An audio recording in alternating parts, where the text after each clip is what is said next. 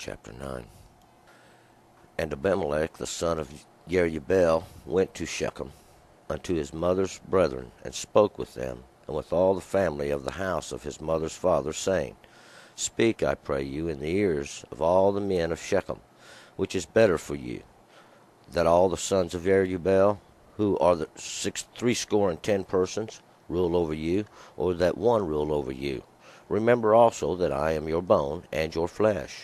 And his mother's brethren spoke of him in the ears of all the men of Shechem all these words, and their hearts inclined to follow Abimelech, for they said, He is our brother. And they gave him 60 pieces of silver out of the house of Baal-berith, wherewith Abimelech hired vain and light fellows who followed him. And he went unto his father's house of Ophrah, and slew his brethren, the sons of Jerubbaal, being 60 persons, upon one stone. But Jotham, the youngest son of Jerubbaal, was left, for he hid himself.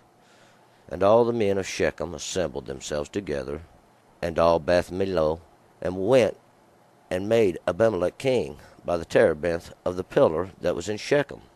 And when they told it to Jotham, he went and stood out of Mount Gerizim, and lifted up his voice, and cried, and said unto them, Hearken unto me, you men of Shechem, that God may hearken unto you. The tree went forth on a time to anoint a king over them, and they said unto the olive tree, Reign you over us. But the olive tree said unto them, Should I leave my fatness, seeing that by me they honor God and man, and go to hold sway over the trees? And the tree said unto the fig tree, Come you, and reign over us. But the fig tree said unto them, Should I leave my sweetness and my good fruitage, and go to hold sway over the trees? And the tree said unto the vine, Come you, and reign over us. And the vine said unto them, Should I leave my wine, which cheereth God and man, and go to hold sway over the trees? Then said all the trees unto the bramble, Come you, and reign over us. And the bramble said unto the trees, If in truth you anoint me king over you, then come and take refuge in my shadow.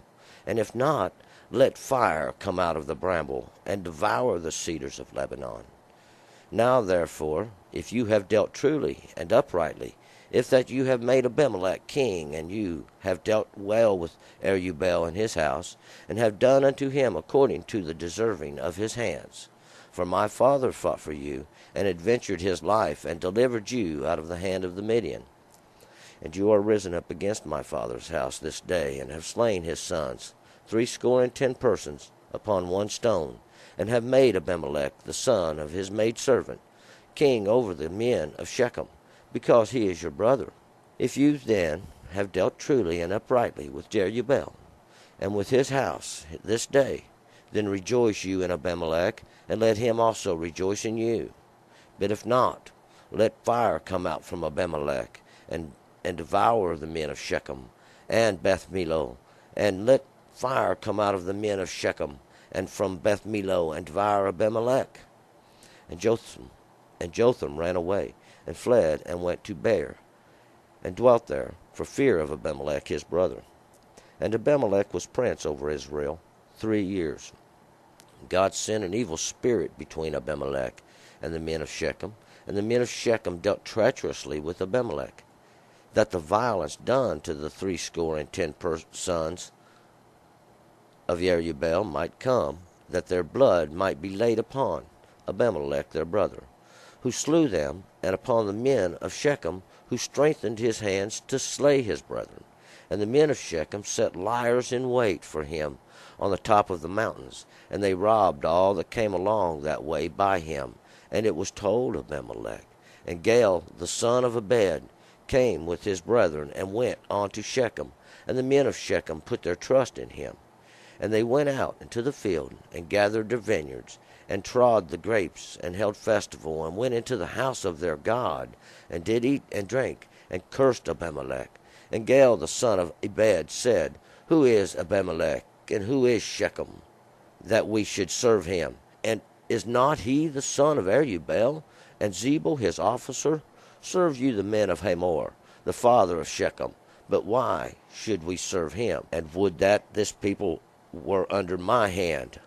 and would I remove Abimelech? And he said to Abimelech, increase thine army and come out.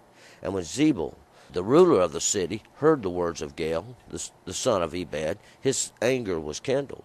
And he sent messengers unto Abimelech in Tormah, saying, behold, Gaal the son of Ebed and his brethren are come to Shechem, and behold, they will incite the city against you. Now therefore, up by night, you and the people that are with you, and lie in wait in the field. And it shall be that in the morning, as soon as the sun is up, that you shall rise early, and set upon the city, and behold, when he and the people that are with him come out against you, then mayest you do to them as you shalt be able. And Abimelech rose up, and all the people that were with him, by night, and they lay in wait against the Shechem in 4 companies. And Gaal the son of Ebed went out, and stood in the entrance of the gate of the city. And Abimelech rose, and the people that were with him, from the ambushment. And when Gaal saw the people, he said to Zebul, behold, there come people down from the tops of the mountains. And Zebul said unto him, thou seest the shadow of the mountains, as if they were men. And Gaal spoke again, said, see, there come people down by the middle of the land, and one company cometh by the way of Elon Meonanim. And then said Zebul unto him, where is now your mouth that you saidst, who is Abimelech, that we should serve him? Is not this the people that you hast despised? Go out now, I pray, and fight with them. And Gaal went out before the men of Shechem, and fought with Abimelech. And Abimelech chased him, and he fled before him. And there fell many wounded, even unto the entrance of the gate. And Abimelech dwelt at Arumah. And Zebul drove out Gaal and his brethren, that they should not dwell in Shechem. And it came to pass on the morrow, that the people went out into the field, and it was told Abimelech. And he took the people, and he divided them into 3 companies, and they lay in wait in the field. And he looked, and behold, the people were coming forth out of the city, and he rose up against them, and smote them. And Abimelech and the companies that were with him rushed forward, and took in the entrance of the gate of the city. And the 2 companies rushed upon all that were in the field, and smote them. And Abimelech fought against the city all that day. And he took the city, and slew the people that were therein. And he beat down the city, and sowed it with salt. And when all the men of the tower of Shechem heard thereof, they entered into the hold of the house of El-bereth. And it was told Abimelech that all the men of the tower of Shechem were gathered together. And Abimelech got him up to Mount Zalmon, he and all the people that were with him. And Abimelech took an axe in his hand, and cut down a bow from the trees. And he took it up, and he laid it on his shoulders. And he said unto the people that were with him, what you have seen me do, make haste, and do as I have done. And all the people likewise cut down every man his bow, and followed Abimelech, and put them to the hold, and set the hold on fire and upon them, so that all the men of the tower of Shechem died, also about 1,000 men and women. Then went Abimelech to Thebez, and encamped against Thebez, and took it. But there was a strong tower within the city. There fled all the men and women, even all they of the city, and shut themselves in, and got them up to the roof of the tower. And Abimelech came unto the tower, and fought against it, and went close unto the door of the tower to burn it with fire. And a certain woman cast an upper millstone upon Abimelech's head, and broke his skull. Then he called hastily unto the young man, his armor-bearer, and said unto him, draw your sword, and kill me, that men say not of me, a woman slew him, and his young man thrust him through, and he died. And when the men of Israel saw that Abimelech was dead, they departed, every man unto his place. Thus God requited the wickedness of Abimelech, which he did unto his father, in slaying his 70 brethren. And all the wickedness of the men of Shechem did God requite upon their heads, and upon them came the curse of Jotham, the son of Jerubbaal. All right. Let's go back up here to verse 1. We're going to see this book is quite lengthy. This chapter is. So We can't spend a lot of time on each chapter, though this chapter has a lot of symbolic meaning. We will try to go through it as quickly as we can. Verse 1, And Abimelech, the son of Jerubbaal, went to Shechem unto his mother's brethren, and spoke with them, and with all the family of the house of his mother's father, saying. So Abimelech went back to where his mother was born. When we remember that Abimelech, he was the son of Gideon, and he was born to his wife, or his handmaid he had there in Shechem. Shechem means this place of before time, this before, place of before. And Abimelech, he means the father of Melech, this father of my father is king. And Melech, it would be a king god that actually they had made. Verse 2, Speak, I pray you, in the ears of the men of Shechem, which is better for you, that all the sons of Jerubbaal, who are 70 persons, rule over you, or that one rule over you. Remember also that I am your bone and your flesh. So Shechem, representing this place of before, Jerubbaal, this one who contends with Baal. We're going to use this one who contends with Baal instead of Gideon, the word for Gideon, because we don't want to use the one that heweth no more. We want to translate his name into Jerubbaal, so it's done for us there. And Jerubbaal means this one who contends with Baal. And let's keep in mind now that these men of Shechem, Gideon's died, and the men once again have turned to Baal and their Baalim. Remember the last chapter. And they've set up there this god, their Baal Bereth. He's asking them, which is better, the whole house of my father rule over you or me? And remember, I'm related to you. And verse 3, And his mother's brethren spoke of him in the ears of all the men of Shechem, all these words, and their hearts inclined to follow Abimelech, for they said, He is our brother. So, and what we're seeing is that there's a great division going on in the land, and Abimelech's sitting and trying to set himself up to be the king.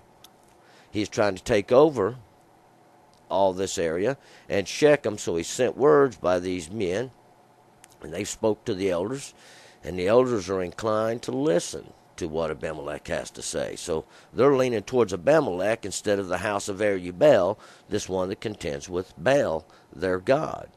And they gave him 70 pieces of silver out of the house of Baal Bereth, wherewith Abimelech hired vain and light fellows who followed him. So, and what we see here is the 70 pieces of silver, one piece of silver for each one of the men that he is against. These 70 sons of Jerubbaal, these 70 sons that contend with Baal. Wherewith Abimelech hired these vain and light fellows, or he hired him some help that are not of really good standing with God, I'll tell you that. And he went unto his father's house at Ophrah, and slew his brethren, the sons of Jerubbaal, being 70 persons, upon one stone. But Jotham, the youngest son of Jerubbaal, was left, for he hid himself. And we'll see that he did just that Abimelech now has went down to Ophrah. And Ophrah is really a feminine word for strength, as in the strength in a feminine sense being man-made. These feminine has to do with a man-made, and all things of God which God makes are masculine. But at Ophrah, this feminine strength, and we remember this is the place where Gideon set up his ephod, and this would be the actual feminine strength we're talking about. So Abimelech went down there and he's killed these 70 sons of Jerubbaal, the one who contended with Baal, and he killed them on one stone. This stone has significant representation, as it always does, this being the truth. Now, Jotham means God is finished or complete. This is God is complete.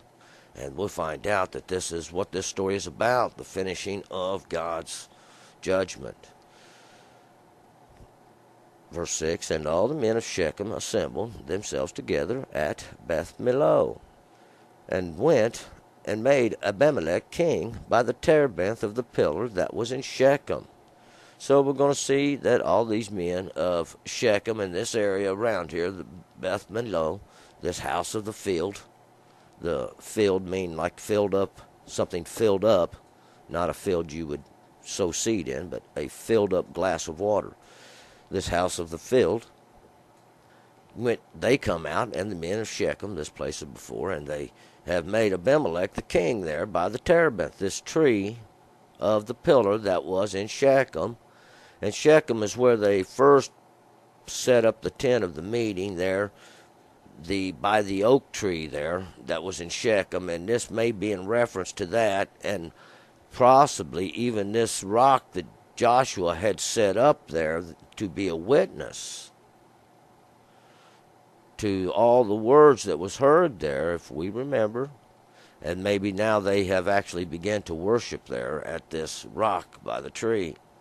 7, and when they told it to Jotham, he went and stood in the top of Mount Gerizim, and lifted up his voice, and cried, and said unto them, Hearken unto me, you men of Shechem, that God may hearken unto you. And Gerizim means the place of cutting off, and he's gone up to the top, and he says, Now listen, you men of Shechem, that God may listen unto you, or listen unto me. Now, and what he's going to do, he's going to lay out a proverb or a riddle, so to speak, that has symbolic meaning. And they'll understand what this message is. Now, of course, some people do, and then some people don't. Verse 8, The trees went forth on a time to anoint a king over them, and they said unto the olive tree, Reign you over us. So there came a time when all the leaders went to anoint a king. And they said to the olive tree, Reign you over us. And this olive tree represents the everlasting light of God, the truth, the covenant God has made with mankind. Verse 9, But the olive tree said unto them, Should I leave my fatness, seeing that by me they honor God and man, and go to hold the sway over the trees? So the light of God had turned them down, saying, No, I won't leave the fatness wherein God has made me to dwell, being the light wherein they do honor. And when we honor the law, we honor God. 10, And the trees said to the fig tree, Come you and reign over us.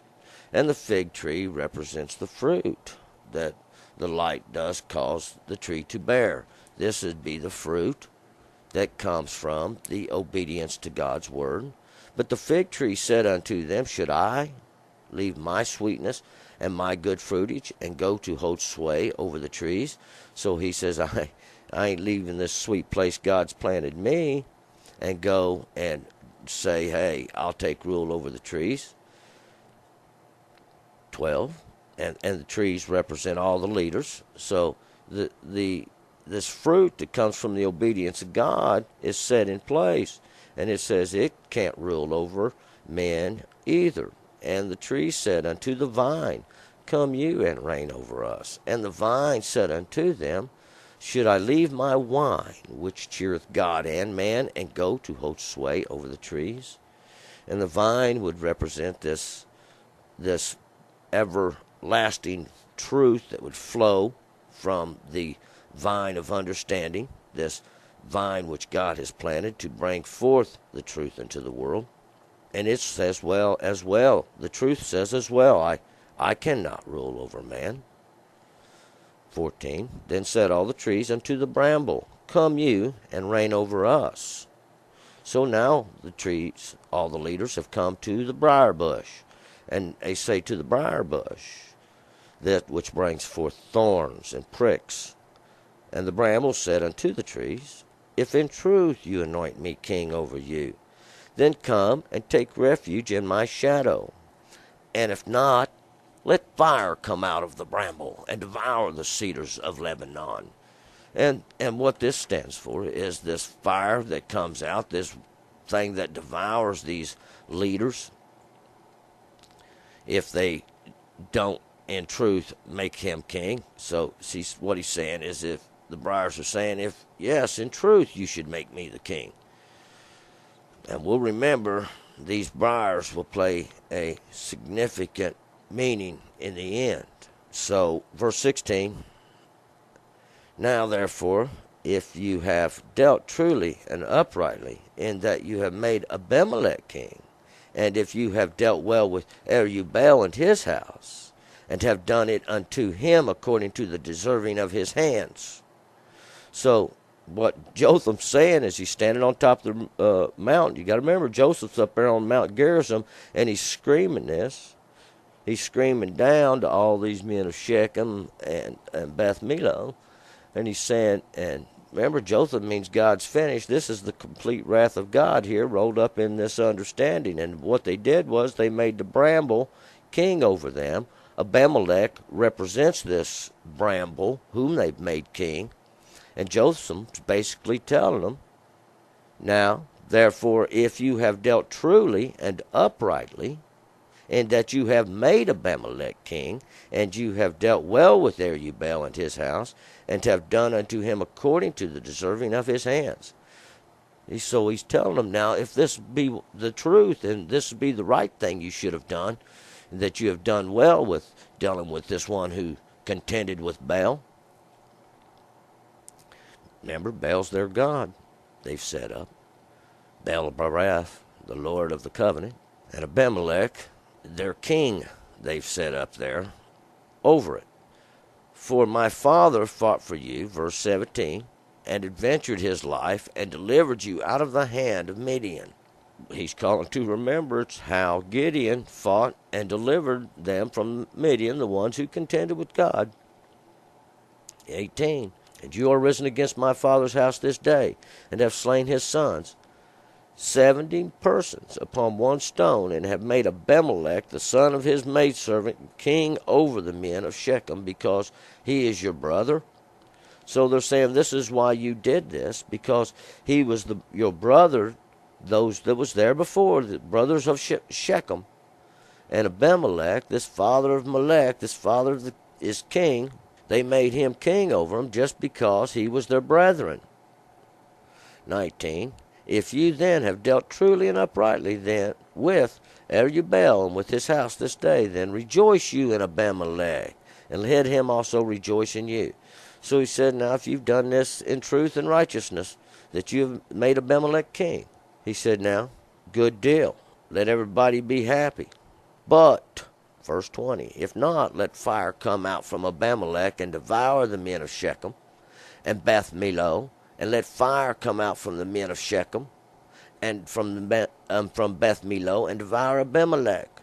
And what he's saying here is, but if you haven't done truthfully and rightfully, this is what's going to happen. The fire's going to come out from Abimelech, out of this king you set up over yourselves, and then fire and burn up the men of Beth Millo and men of Shechem. Beth Millo being this place that is filled like a glass of water is filled, and this place of before, and it's going to devour you. And likewise, fire's going to come out of you and devour Abimelech. And what we see here is the prophecy of what's getting ready to happen, and the prophecy of the end time as well, this king that they have set up over themselves. Verse 21, and Jotham ran away and fled and went to Beer, and dwelt there for fear of Abimelech his brother. And Beer means a well, and as a well that is very clear. So Jotham, God is finished, God is complete. He just went to where the well is clear, and he's going to stay there and hide from Abimelech, his brother. And Abimelech was prince over Israel for 3 years. And this would be a period of time, 3 years that a hireling would serve, 3 years. And we would find that this would be the service that Abimelech would offer, even as it does become a thing unto God, even a prophecy of the end. And God sent an evil spirit between Abimelech and the men of Shechem. And the men of Shechem dealt treacherously with Abimelech. And so what God's done, he's caused a hardness to come between those of before and Abimelech, this king they've set over themselves. And he's caused a hardness of heart to come between them. that they don't agree no more. They really wish they hadn't made Abimelech the king now. 24, that the violence done to the 70 persons of Jerubbaal might come. And what it's saying is that this prophecy spoken of by Jotham might happen. And their blood might be laid upon Abimelech their brother, who slew then upon the men of Shechem, who strengthened his hands to slay his brother. So we see that Abimelech had done a great thing in slaying his own brethren, and Shechem had strengthened in his hand to do so. And we'll find out all this has to do with the great prophecies of what was going on then, these being the symbology of these things of before, strengthening the hand of this one who would come to slay his own brethren. 25, and the men of Shechem set liers in wait for him on the tops of the mountains, and they robbed all that came along that way by them. It was told Abimelech. So this king they've set above themselves. They've gone now up into the high hills and in the mountains, and they lay in wait and for people who come along the passages of it, and they rob them. And Abimelech finds out about this, and he ain't real happy with what's been going on. So there's probably some trouble here because, see, they've been robbing the people who come into his territory. 26, and Gaal the son of Ebed came with his brethren and went to Shechem, and the men of Shechem put their trust in him. So we see Gaal, meaning the loathed, those that are cast away, he come down to Shechem, and he starts running his mouth. He's the son of Ebed, or the enslaved one. And he's come down to Shechem, and he's started talking, and Gaal and the men of Shechem put their trust in him. So because he's talking and he's running his mouth, and he's talking big against Abimelech. And they went out into the field, in verse 27, and they went out into the field and gathered their vineyards and trod the grapes and held festival and went into the house of their God and did eat and drank and cursed Abimelech. So we're going to see that this agreement, this king, that now the ones of before have set up above them, another's come down, and he is Gaal, the loathed or the castaway, and he's come down to Shechem, this place of before, and they've gone out. He's kind of run his mouth and taken over the city, and they've gone out and brought the vineyard in, the grapes, and they've trodden the grapes and made some wine, and they've all made a big festival, and they went into the house of their God, and their house of their God at that time was Baal Bereth, this Lord of the Covenant. And they drank, and they all got drunk, and they've cursed Abimelech, this king that the others had raised up over them. And Gaal the son of Ebed said, Who is Abimelech, and who is Shechem, that we should serve him? Is not he the son of Jerubbaal, and Zebul his officer? Serve you the men of Hamor, the family of Shechem, but why should we serve him? So, and Gaal, the loathed one, he is saying, who is Abimelech? Who is this king that they've set up, these men of before have set up over theirself, that we should serve him? Is not he the son of Jerubbaal, this one who contends with Baal? And they're sitting here in the house of Baal praying, or having their festival, getting drunk. Even Baal Bereth, the Lord of their covenant they've made. And who is this Zebul? He's saying. The exalted one is what Zebul means, exalted. And who are these that they're reigning over, these men of Shechem, this place of before? Serve you the men of Hamor, he says. And Hamor means he-ass. I like to call it a jack, because a he-ass is a jack. So he said, serve you Hamor, the jackass, the father of Shechem. But why should we serve him? They're talking about Abimelech. Why should we serve Abimelech? And he's saying, serve you your own family, the men of Hamor, the father of Shechem. And would verse 29, and would that this people were under my hand, then would I remove Abimelech. And he said to Abimelech, increase your army and come out. So, and we'll find Gael is probably getting pretty well on into the evening and drinking some wine, and this is a representation in time. He's come through some years, some generations, and he's drinking this wine and getting himself all pumped up. Now he finally says, who is this king they set over theirself? He said, tell him that if I was king, I would remove Abimelech. So he's going to declare himself kind of king here in his drunkenness. And he said to Abimelech, increase your army and come out. So he's calling against, he's trying to make himself king, even king of this king over the one that the place before had made king. Shechem had made king over them. And when Zebul, the ruler of the city, heard the words of Gael, the son of Ebed, his anger was kindled. And we'll find out that Zebul was confederate with the exalted Zebul. He is a confederate with Abimelech. So Gael's made a mistake and got in there drunk, and he's run his mouth in front of Zebul. And Zebul heard what he said, and his anger was mad. He got mad.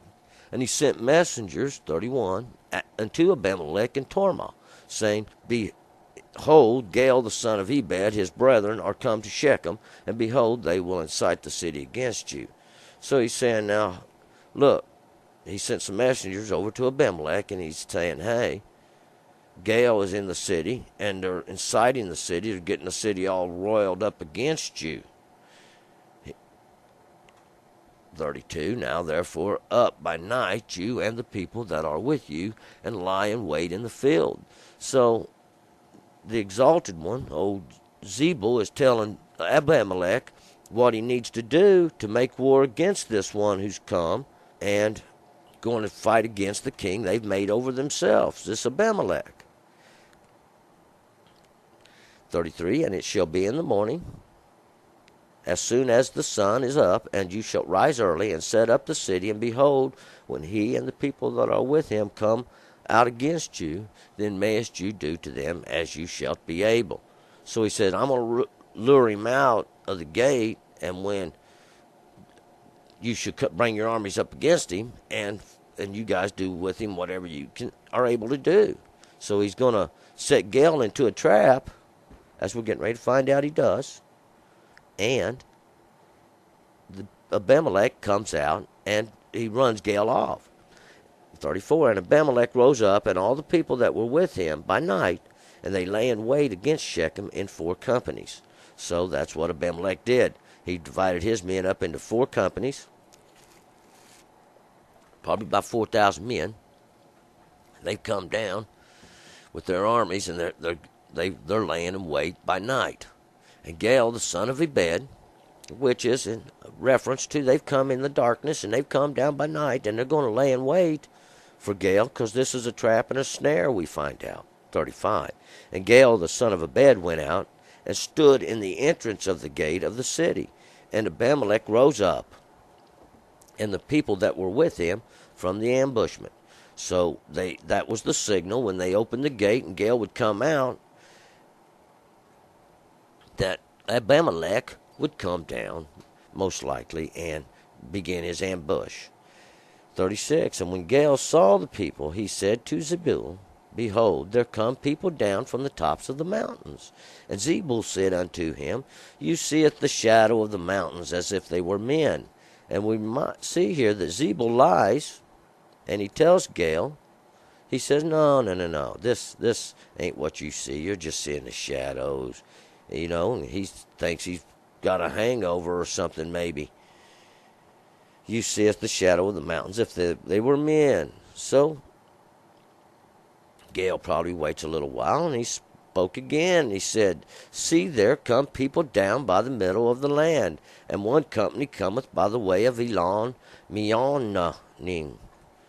And Gael says, look, I do see men, and here they coming down, and by now they're well into the lands, coming into take the city. He says they're there by the Elon Meonon Meonanim. And this means the fountain of sorcery, or the fountain where literally vipers come out of the mouth, is exactly what this means, this Meonanim.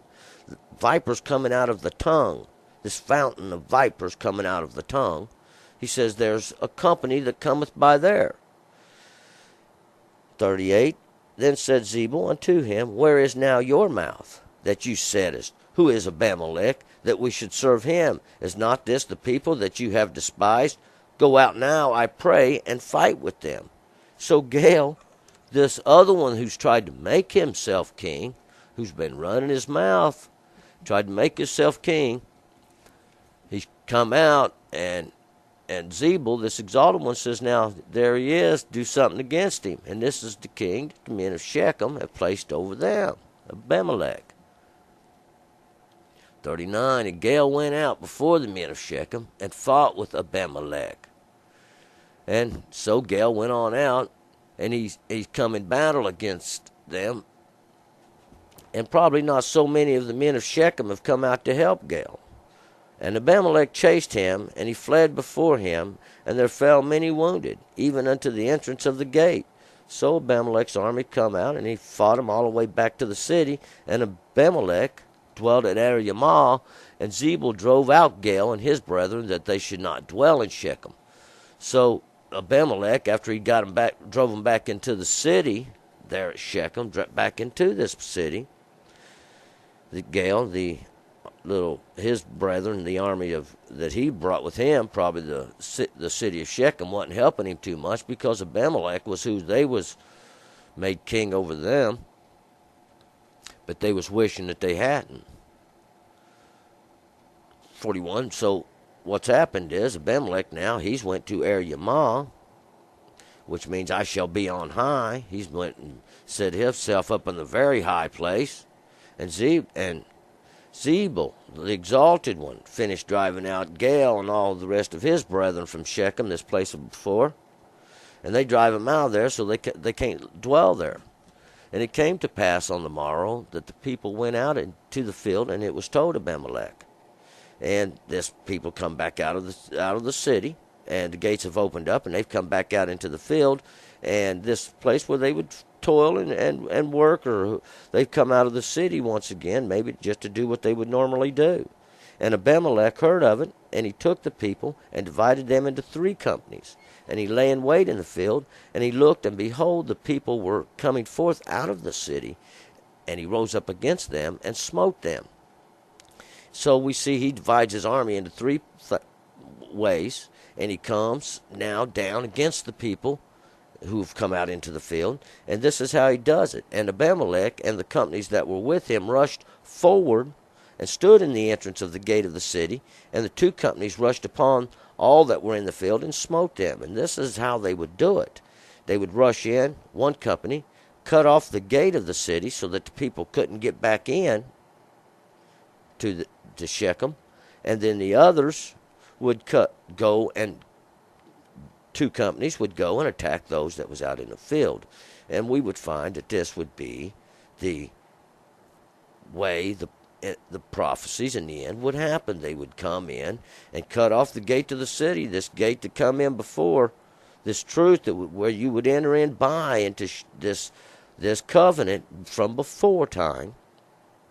They would cut off the entrance there, this army of Abimelech, and the other 2 companies of his army would slay all those in the field, those that went out to do what they would normally do.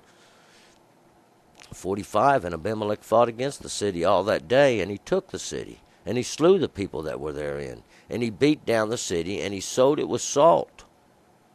And when he sowed this city with salt, he sowed it so nothing else would grow there no more. And he just cast salt upon the city. And to do that meant you was killing it. It was a symbology of killing that city. And this would be the Shechem, that place of before. And when all the men of the tower of Shechem heard thereof, they entered into the hold of the house of El-Bereth, this god of Bereth, this god of their covenant, which they had made. They've entered into this stronghold. there, this tower. And it was told Abimelech that all the men of the tower of Shechem were gathered together. So somebody's told Abimelech this is where they're at. They've gathered themselves up here in this tower, this which represents, just like this Tower of Babel, this tower of their covenant that they've made, this God of their covenant, this Baal Bereth, this Lord of their covenant. He and all the people that were with him, and Abimelech took an axe in his hand, and he cut down a bow from the trees, and took it up, and laid it on his shoulders, and he said unto the people that were with him, What you have seen me do, make haste and do as I have done. So he went up, and he cut some tree limbs down out of the thing, and he put it on his shoulder. And he says, What you've seen me do, you do. So the people do as he does, and all the people likewise, 49, cut down every man his bow, and followed Abimelech, and put them to the hold, and set the hold on fire upon them, so that all the men of the tower of Shechem died also, about 1,000 men and women. So there he destroyed this tower of Shechem, this tower where they had all gathered in there, even this stronghold of their covenant. 50. And then went Abimelech to Thebez, and encamped against Thebez, and took it. And Thebez is this place that's made white. And Abimelech took it. 51. But there was a stronger tower within the city, and there fled all the men and women, even all they of the city, and they shut themselves in it, and got them up to the roof of the tower. So what they've done now, all the men and the women, they've gathered themselves in their tower, this place made white, and they went up into the tower of roof of it. And Abimelech came unto the tower, and he fought against it, and he went close unto the door of the tower to burn it with fire. So Abimelech's now, he's come up to the tower, this stronghold of the place made white, and he's come to burn it with fire. And a certain woman cast an upper millstone upon Abimelech's head, and broke his skull. And we'll see that a woman cast a stone down upon Abimelech's head, and she broke his skull. This would be his head. And this woman is going to represent the feminine, so it's a man-made thing, and this stone is going to represent a great truth. This woman cast down, or a teaching of man cast down, and cracked the skull of Abimelech, this king they had set over themselves. Then he called hastily unto the young man, his armor-bearer, and said unto him, Draw your sword and kill me, that men say not of me, A woman slew him, and his young man thrust him through, and he died. And we'll find out this has the same symbology as Jael, Nell, and Sisera to the ground. This young man, his armor-bearer, this one who had carried his covenant, who had this shield, who had carried his sword, the sword that he would use to slay men. His armor-bearer carried his armor, his helmet. He calls him and says, You slay me. And the young man drew his sword and slayed him.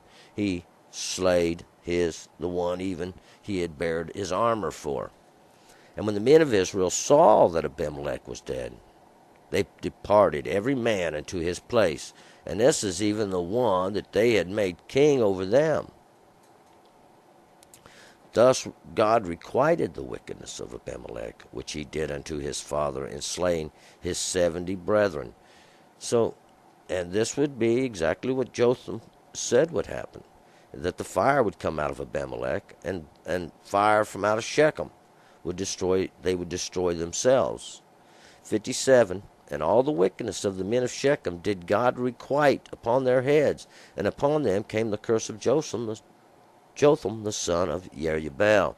And Jotham being complete, God is complete, the son of Jerubbaal, the one who contended with God, and God is complete. His judgment is finished with the one who contended with Baal. So we find now that story as well is complete, that Abimelech, this king they had made over themselves in the place of before, how he battled against the loathed and the one who thought to make himself king, overcome him only to be destroyed by the teachings of a man in the end.